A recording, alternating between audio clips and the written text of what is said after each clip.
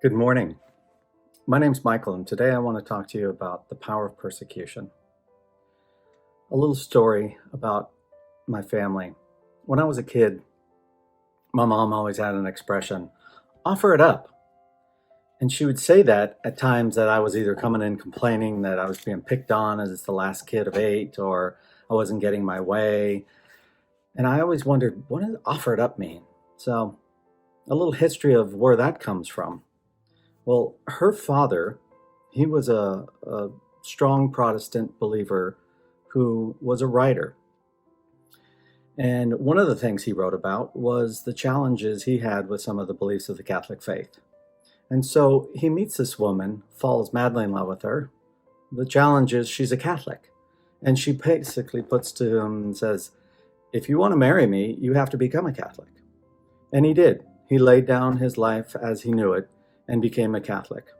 Ironically, they went on to have a wonderful marriage, had 9 kids during the Depression, though. And part of the earning capabilities of the day was to find whatever you can do to make a living. And one of the things my grandfather was able to do was, as a writer, he wrote the homilies for the priests. So a little full circle. You never know what God's got in plan for you when you write against the church. Next thing you know, you're writing messages for the church. So here I am today talking to you as a last of 8 kids raised Catholic, now at the Vineyard, realizing there's a relationship there. And when I discovered that relationship, I discovered it was about the relationship with Jesus. And so this life that we live as Christians, Jesus told us it was going to be a persecuted life. And the story of Saul in Acts, around Acts 7, there's a story where one of the preachers at the day was Stephen. And Stephen was just ordinary, no different than you or me. And Stephen was telling the Jews at the time, this is God's plan. This was his plan the whole time to send Jesus. And he led them right up until the day. But what he pointed out to them is just like their fathers and their forefathers, they persecuted and killed all the prophets who foretold of the coming of the chosen one.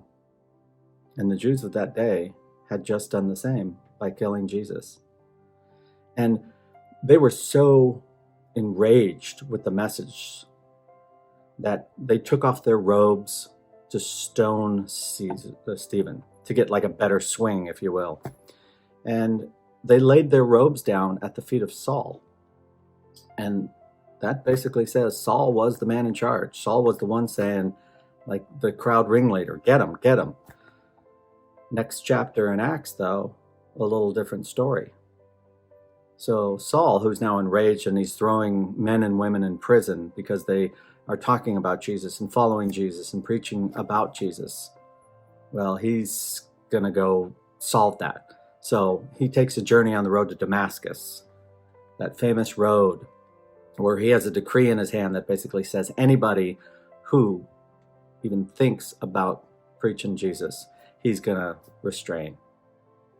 Well, God had other plans because God sent a bright white light that literally blinded him on the road. And as he dropped to his knees, he hears, Saul, Saul, why are you persecuting me? And Saul says, Who are you, Lord? It is me, Jesus, the one you are persecuting. Saul, amazingly, ends up being taken to a home, spending some time blind with the apostles and just hearing more about this Jesus that he's been persecuting all of his followers. Well, the scales fall off his eyes. I was blind and now I see. And the first thing he did, he got baptized.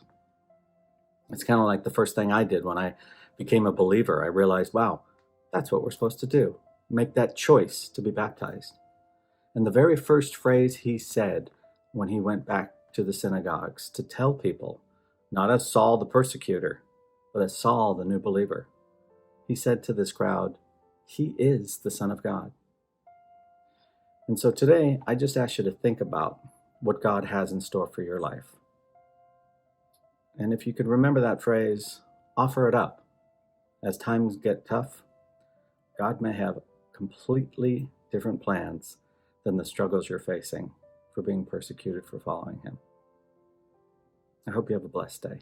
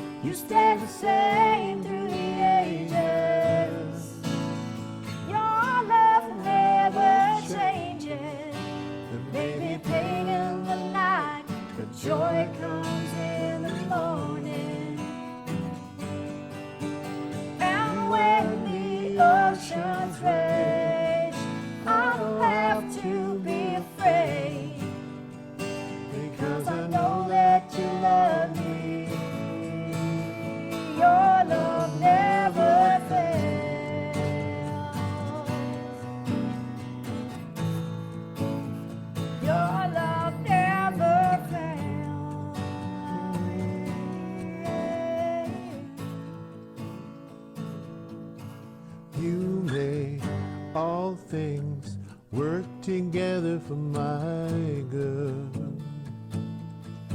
You make all things work together for my good. You make all things work together for my good. You make all things work together for my good.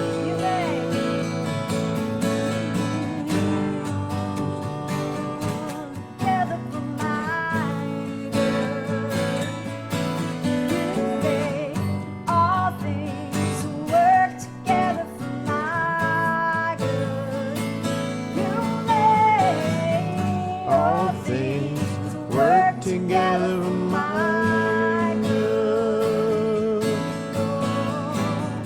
All things work together for my good.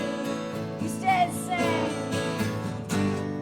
You stay the same through the ages. Your love never changes. There may be pain in the night, but joy comes in the morning.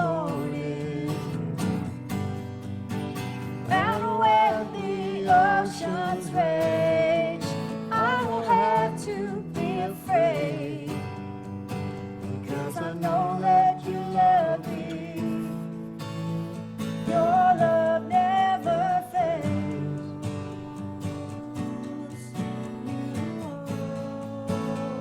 Your love never fails. You won't fail, you never will. Your love never fails.